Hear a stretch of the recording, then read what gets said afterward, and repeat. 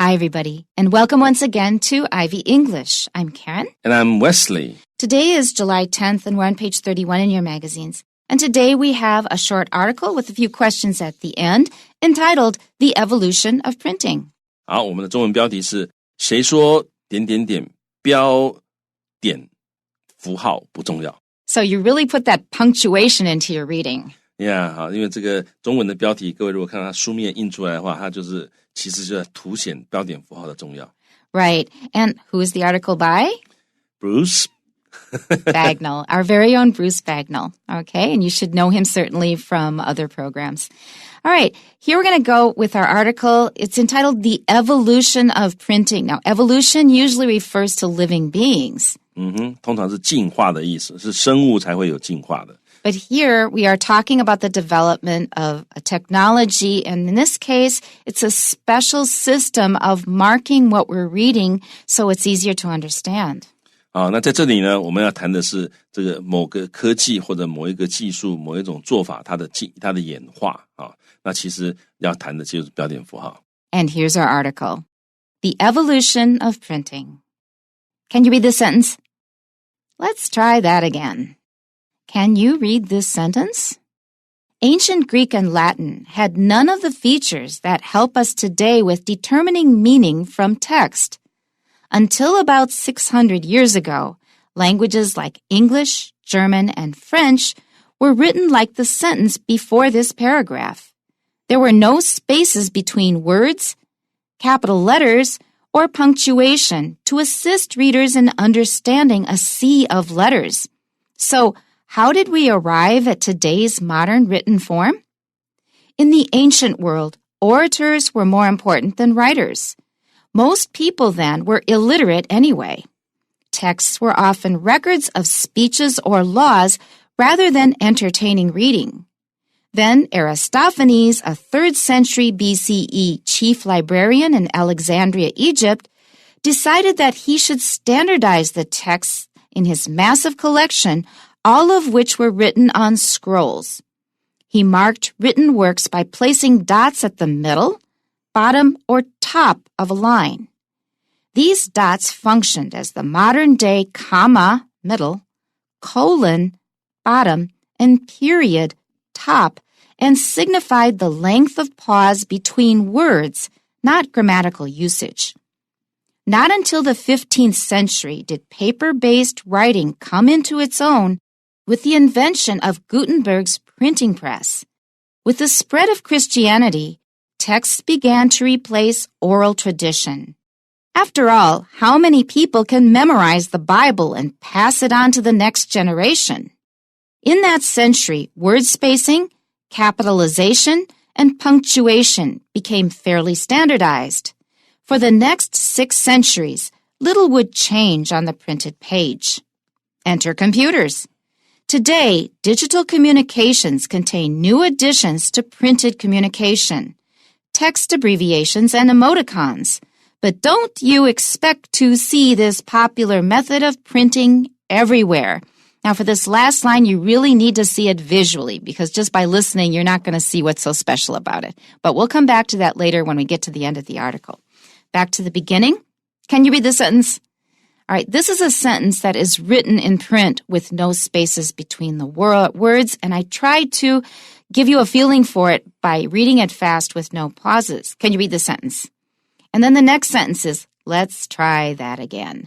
They made it difficult to understand on purpose.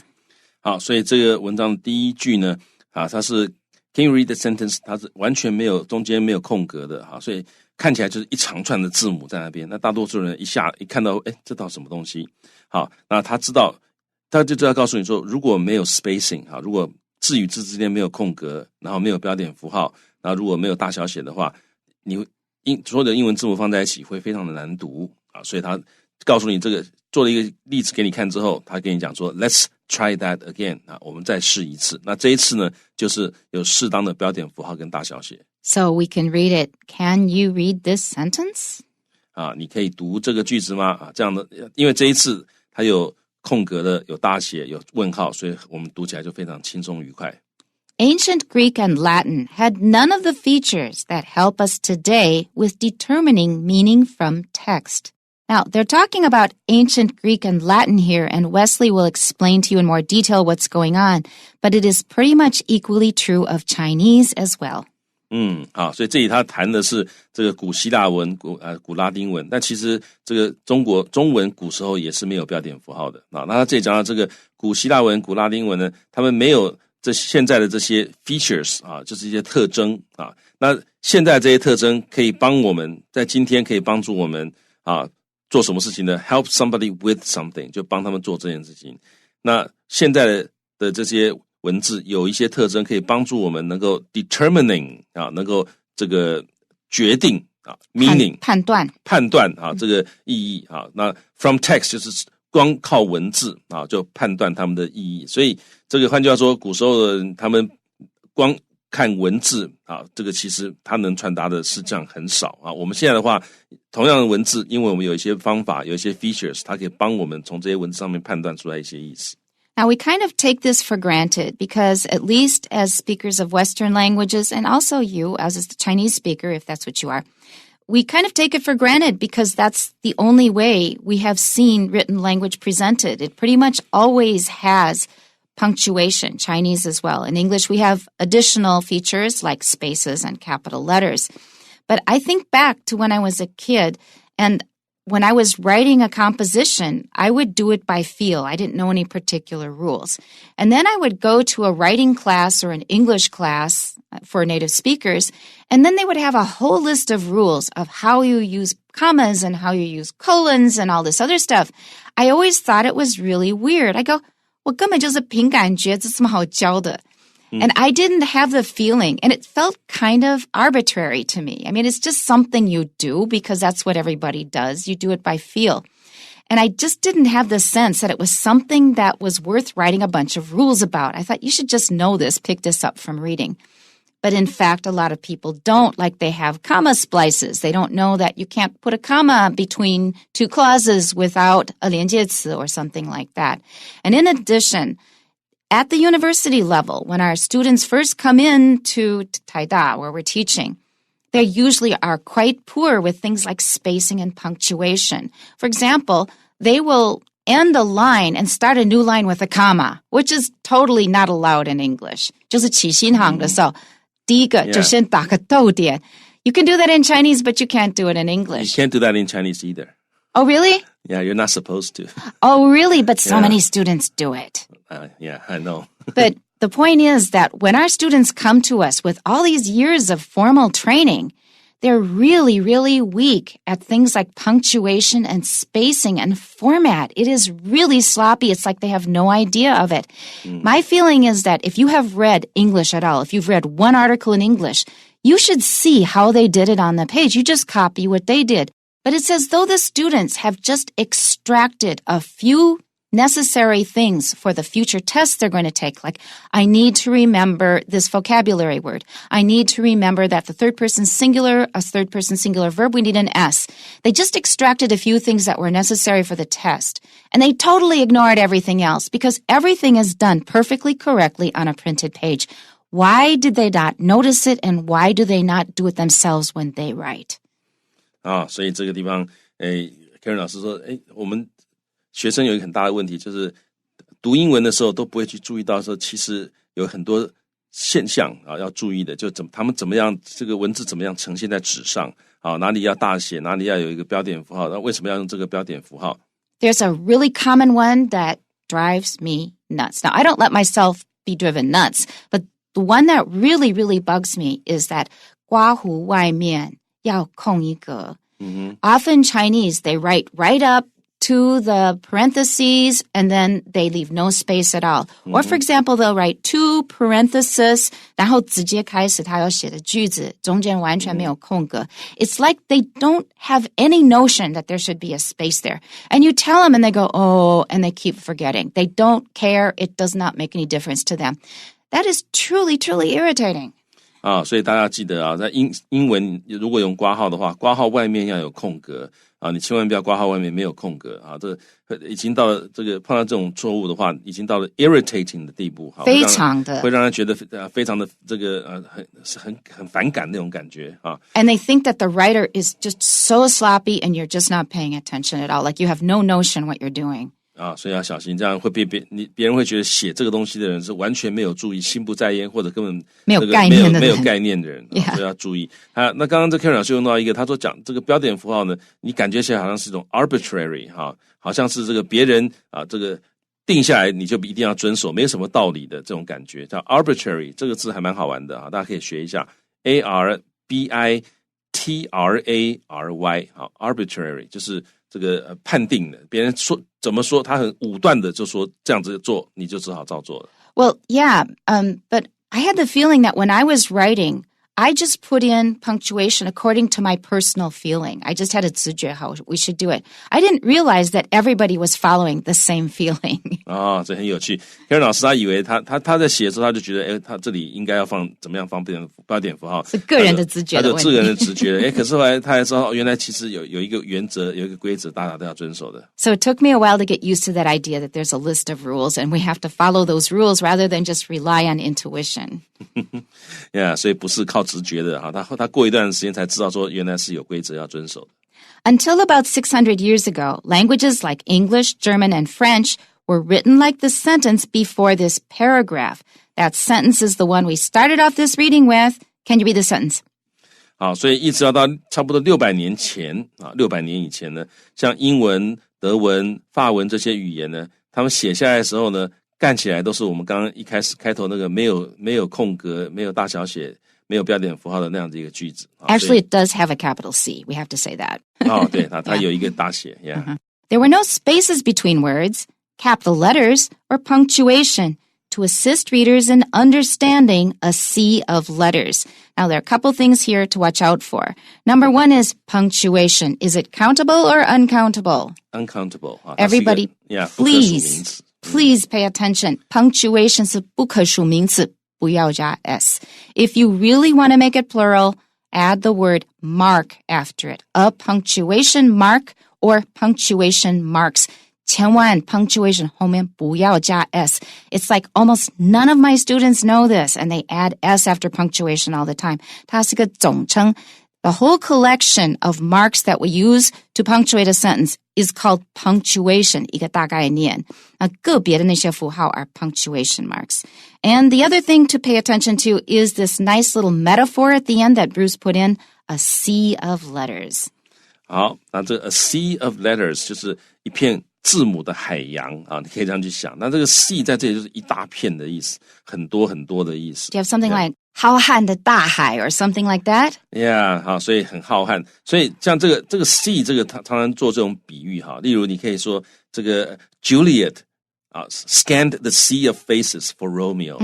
That's a good one. Yeah, scanned 就是这个扫描哈。那the sea of faces 好多人，好那个每一张一张的人脸好像海一样。那他就 scan the faces 目的是要找 Romeo。That's right. 不容易分辨个别的脸 because there are so many of them. 好像就连成一片的感觉。Yeah. 好，那我们再回来看这个句。他说在当时呢，没有 spaces between words 啊，这个字与字之间没有 space， 没有空格，也没有这个capital letters 啊，也没有 punctuation 啊 ，capital letters 就是大写字母啊，也没有标点符号来 assist 来帮助读者啊了解这个一大片的这个字母啊，那 assist 这个字就是帮助的意思啊，那这个你可以想成这个 assist someone in doing something 啊，那就是帮助某人做某件事情。assist 这种帮助啊，常常是帮助别人做 a share of the work 啊，帮你做一部分的事情，这个叫做 assist. Yeah. Right. The opposite of capital letters is lowercase. You can also say uppercase, 就是小 case 的 case. Uppercase is capital letters. Lowercase is the small letters. Capital letters are uppercase letters and lowercase letters. A lot of students don't know that.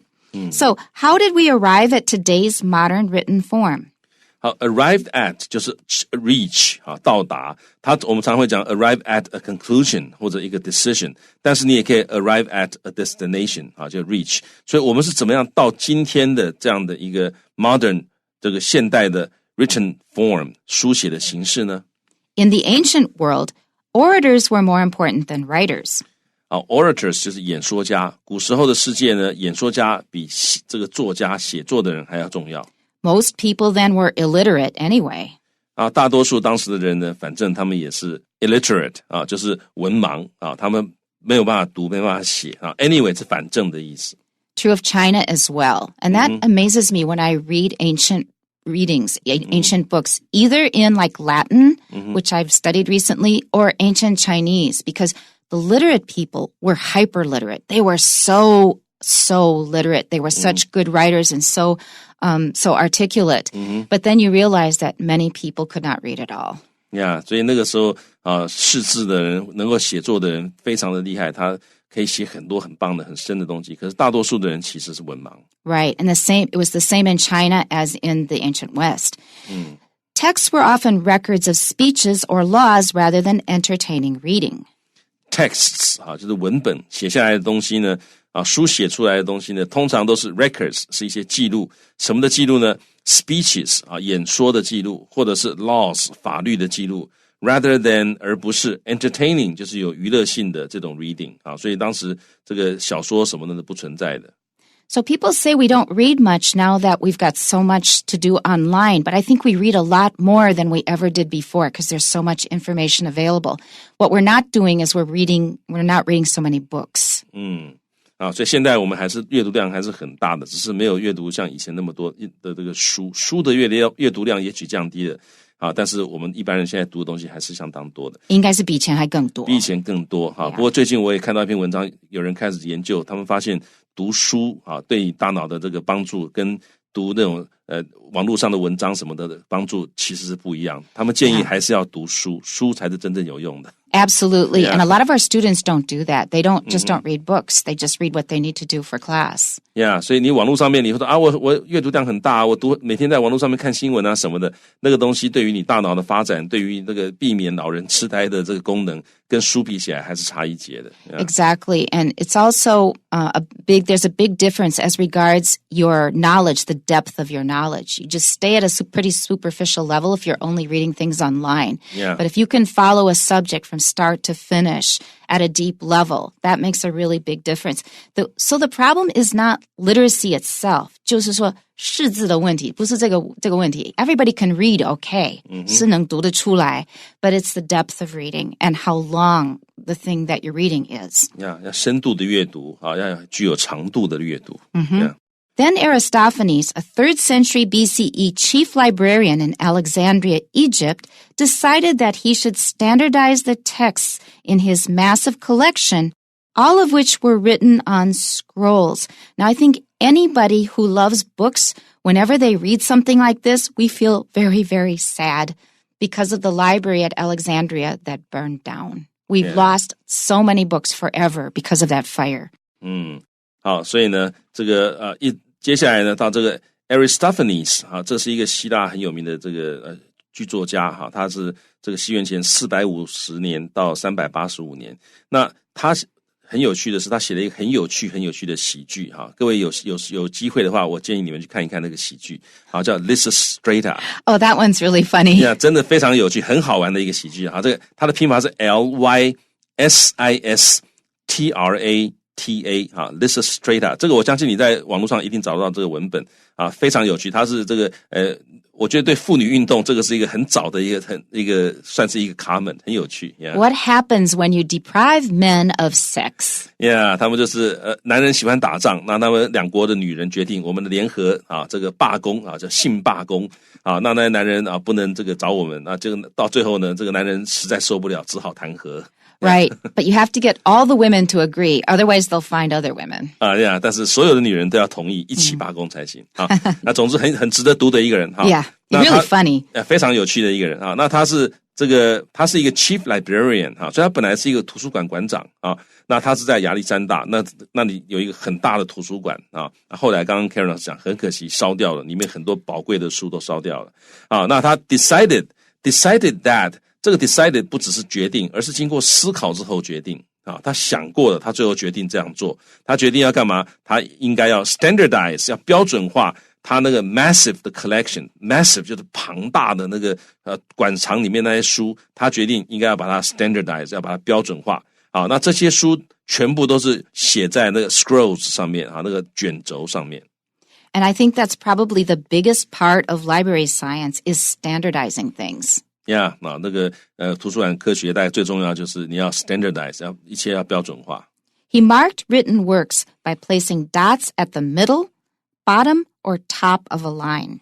Marked 就是标示啊，他标示这个写下来的这个作品啊，怎么标示呢？他会放置 place 是放置一些点啊，这个点有的是在中间，有的是在底下，有的是在这个上面啊，就是一行字的中间、底下、上面，它都会放点。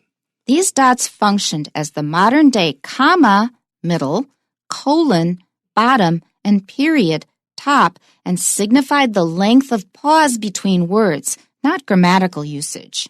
好，那这些点呢 functioned as 就是它功能是啊，功能呢就相当于我们现代的这个逗点啊，它如果点在中间，就是相当于现在的逗点；它点在这一行的下面的话，就相当于现在的冒号；那点在上面的话呢，就相当于现在的句点啊，就是这个一行字啊。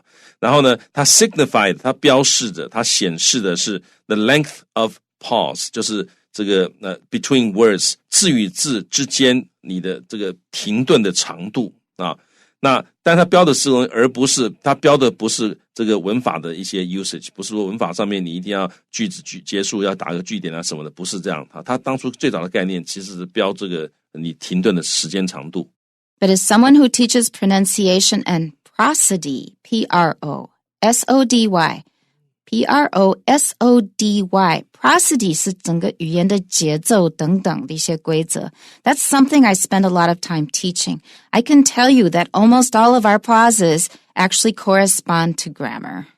啊，那其实他这也说是不是文法的用法，但是其实我们这些标点符号它的那个 pause 跟文法之间关联是非常接近的，就是有很重的关联。Right.Not until the 15th century did paper-based writing come into its own with the invention of Gutenberg's printing press. 好，那一直要到15世纪啊，以纸为基准的这种书写呢，才 come into its own。come into its own 就是它获得它该有的成就，或者获得它该有的发展成功等等的。or become fully mature. 啊，那在这也可以说 become 这个成为变得完整啊，变得这个成熟了啊。那这个为什么呢 ？With 因为有发明了一个这个古腾堡的这个印刷机。With the spread of Christianity, texts began to replace oral tradition.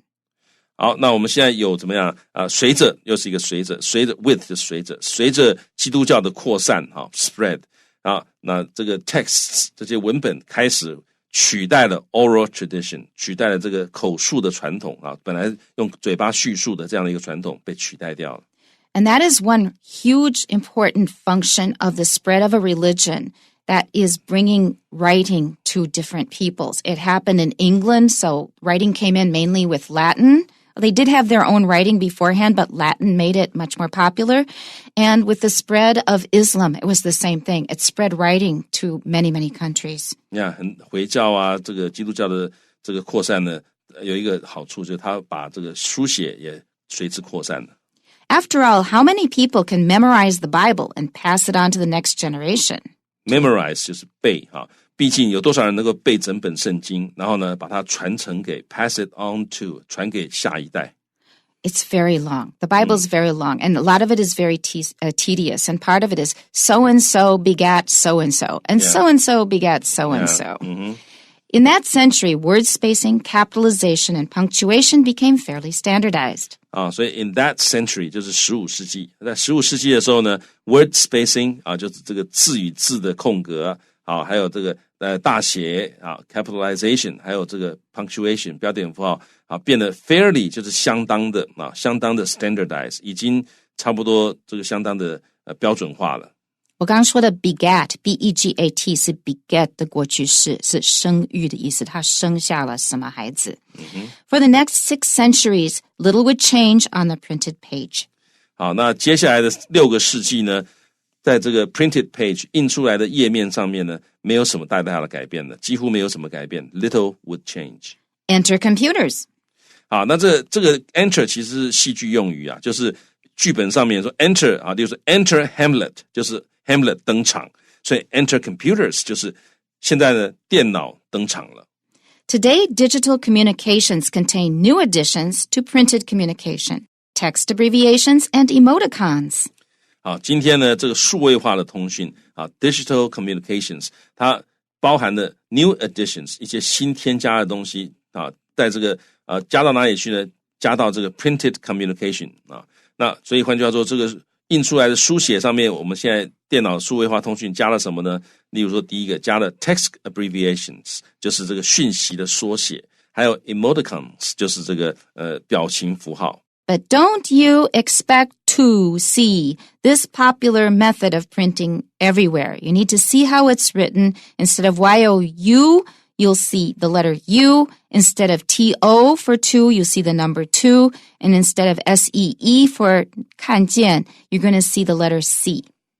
好，所以呢，他说，这个字面上的意思就是你不要期待说你会看到很多这种讯息缩写，到处都看得到，因为正式的场合啊，或者是需要表达这个一些比较这个正式的讯息的地方呢，我们不会用这种缩写的。那在这里缩写的，它 U、Y-O-U 它用 U 这个字母啊，那这个 T-O 它用2这个数字啊，就 C 看到它用 C 这个字母啊，那这种东西通常在职场上面也不鼓励这样写啊。这当然至少现在这样，也许30年之后都不一样啊。但至少目前为止，你在职场上用这种简写符号写太多的话，你会给读的人，包括你的老板一个很不好的印象，他会觉得说你这个人非常的随便。Do not use them in formal writing. All right, 4 quick questions. Number 1, what is the main purpose of this passage? 好，那这一段话主要的目的是什么呢？ The answer is D, to describe the history of printing text in the West. 答案是 D， 描述西方印刷文本的历史。And number 2, which of the following accomplishments is credited to Aristophanes? 底下哪一个成就是归功于 Aristophanes？ The answer is D, the development of a system that assisted in reading. 答案是 D， 发展协助阅读的系统。Number 3, what does the phrase come into its own in the 3rd paragraph most nearly mean? 第3段这个片语 come into its own 最接近的意思是什么呢？ The answer is A, to achieve full recognition. 答案是 A， 获得全面的认可。And number 4, according to the passage, when did text printing start to look most similar to that of today? 根据本文，文本印刷什么时候开始跟现在使用的最像呢？ The answer is C, in the 15th century CE. 答案是 C， 西元第15世纪。And that's it for today.